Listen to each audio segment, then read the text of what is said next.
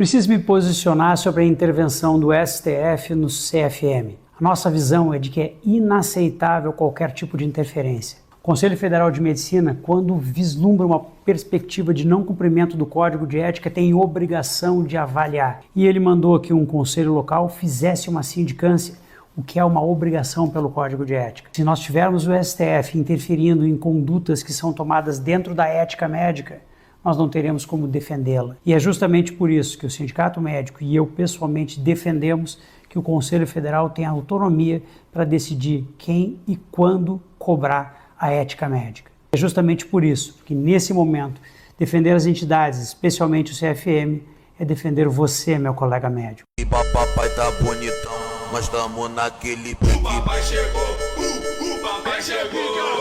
Papai, malvadão. Papai, malvadão.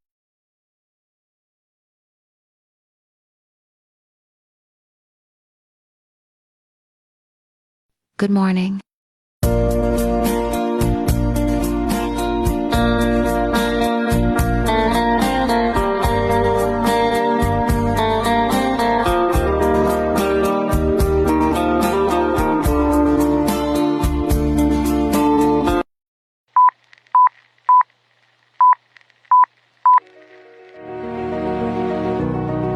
A medicina, iniciada há milênios na ilha de Kos, sob a sombra de Hipócrates, é uma das artes mais antigas do mundo. Suas práticas e princípios ecoaram nos séculos, atravessando oceanos até chegar ao Brasil, uma terra nova, cheia de desafios. Desde então, a história da medicina foi marcada pela busca incessante por dignidade, ética e respeito ao ser humano. Valores que viriam a ser defendidos, séculos depois, por uma instituição fundamental, o Conselho Federal de Medicina.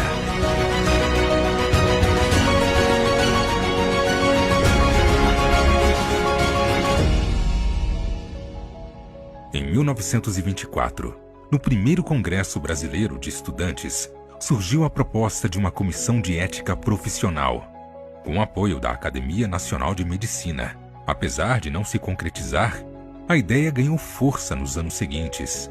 O Sindicato Médico Brasileiro, fundado em 1927, liderou então a mobilização pela criação de um órgão que normatizasse e regulasse a prática médica no Brasil.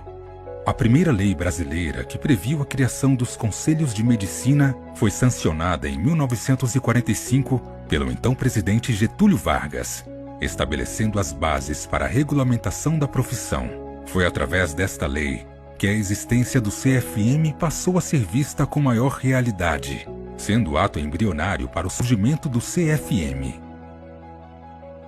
Mas foi em 1957, com a Lei 3.268, sancionada pelo presidente Juscelino Kubitschek, que o Conselho Federal de Medicina passou a existir de forma plena, como autarquia federal, passando a se tornar, nos tempos atuais, na maior entidade médica do mundo em número de profissionais inscritos.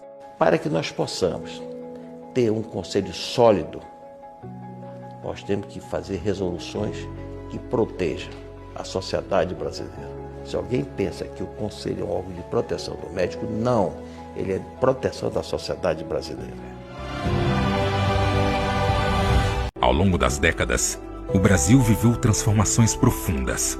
O CFM assumiu um papel ativo em grandes temas nacionais, tanto como guardião, como voz em defesa da saúde do cidadão.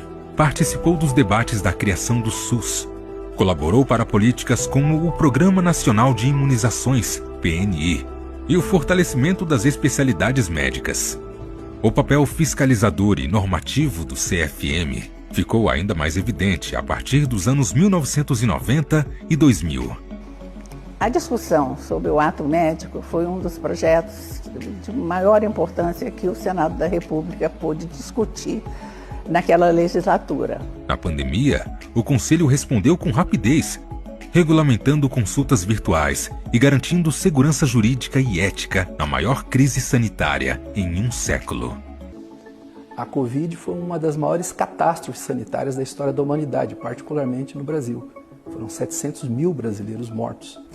À época, nós estávamos lidando com uma doença completamente desconhecida, que parou o mundo, literalmente, uma doença sem tratamento, altamente transmissível e com uma mortalidade altíssima. E o Conselho Federal de Medicina, na época, ele foi muito demandado. E em muitos momentos, nós estávamos, como todos, nós ficamos sem saber quais eram as melhores opções.